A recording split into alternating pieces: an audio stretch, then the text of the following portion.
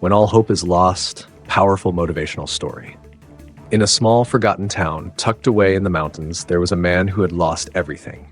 His family, his job, his dreams, gone in an instant. It was as if life had wiped him out with a single, unforgiving blow. With no direction, he wandered the empty streets, wondering if anyone even remembered who he once was. One night, while sitting under a sky so dark it seemed to swallow everything around him, he felt the weight of the world closing in. That's when she appeared, a stranger. She was just an ordinary woman, worn by time and travel, with a simple coat and a quiet smile that didn't ask for anything. And yet, she said something that struck him to his core. When you think all hope is lost, that's when it's closest. At first, he dismissed her words. What could they mean? He was so far from hope that it seemed almost laughable. But as the days dragged on, a shift began, a subtle change he couldn't quite explain. He noticed small things now, things that once went unnoticed. The rustling of the leaves, the faint laughter from children in the distance, the sound of birds taking flight in the early morning. And in those quiet moments, he wondered, was it possible that the very moment he felt most lost, he was closer to something greater than he could understand? He pressed on, though it was slow, uncertain.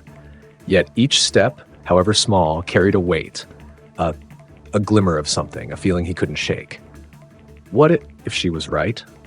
What if the worst was over, and everything that felt like loss was leading him to something he couldn't yet see? Days passed, and still he moved through life like a shadow of his former self. But with every moment, he felt the flicker of a flame, growing just enough to keep him moving forward. And though he couldn't yet grasp what lay ahead, he knew he was no longer where he had been. The past, with all its pain and regrets, seemed farther and farther away. He was moving towards something new, something he couldn't yet name, but something real. The town he had once known, the town he had once belonged to, now felt foreign. The people were the same, busy, distracted, going through their routines, but he couldn't shake the sense that something had changed. What once felt safe now felt like a trap, a routine that had kept him locked in place.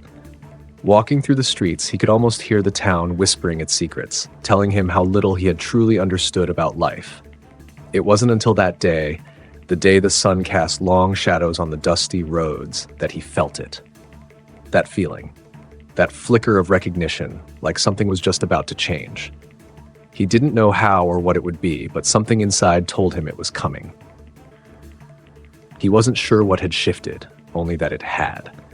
He wandered aimlessly, his feet taking him down streets he had never explored before, his mind still clouded by doubt and despair. He moved without purpose, his thoughts lost in a fog of questions. And then there it was, an abandoned courtyard he'd never noticed before. At first, it seemed like nothing more than a forgotten space, overtaken by weeds and decay, but there, in the midst of it all, was an old man, hunched over a strange contraption. His hands moved with the kind of care that only comes from years of solitude and craft. There was no audience, no applause, just the quiet hum of dedication. The man stood still, watching from a distance. Something about the scene struck him. Here was a person working for no other reason than to create, to build something with his own hands, in a world that seemed to have forgotten the value of such things. It was a silent kind of determination that echoed in the man's chest. He couldn't explain it, but something inside him pulled him forward, urged him to speak. Without thinking, he stepped forward, breaking the silence between them. "Why do you do this?" he asked, his voice thick with the weight of his own unanswered questions. The old man didn't look up immediately. Instead, he paused, his hands resting on the unfinished project. After a long moment, he slowly raised his eyes. His face was weathered and tired, but there was a calm in his gaze that seemed to carry a deeper understanding. "Because," the old man said quietly, "everything that's been broken, fixed, or lost starts with a single choice. The choice to keep going, even when it feels like there's no reason left to try." The man stood there, stunned. He hadn't expected such a simple answer, yet in it, he felt the truth resonate deep within him. What did it mean to choose to keep going? How could he choose anything when everything around him felt like it had already fallen apart? But the old man was already back to his work, his hands moving once more with the same careful precision. The moment passed, but the man didn't move. He stood there, feeling the weight of the old man's words sinking deeper and deeper into his soul. There was no magic, no miracle waiting at the end of the road. There was only one thing, the choice to continue, to keep moving no matter how hard it seemed. Even when hope felt lost, the choice to keep going was the thing that could carry him forward. And so, the man stayed there, watching the meaning of those simple words growing within him. He had to keep moving forward. Not because everything would be easy, but because the path ahead was the one he chose. In that moment, the choice wasn't just a concept, it was a lifeline. What happened next? He found himself walking again with a new purpose. It wasn't about finding a grand solution. It was about choosing to take the next step, even when the way ahead seemed unclear. And that decision, made in the quiet of an empty courtyard, would lead him to a life he could never have imagined. Days drifted into weeks, each one folding into the next with a quiet, steady rhythm that the man didn't immediately notice. The change was subtle at first, almost imperceptible. He didn't wake up one morning feeling completely different. No, it was the small, almost unnoticed shifts that began to shape his new reality.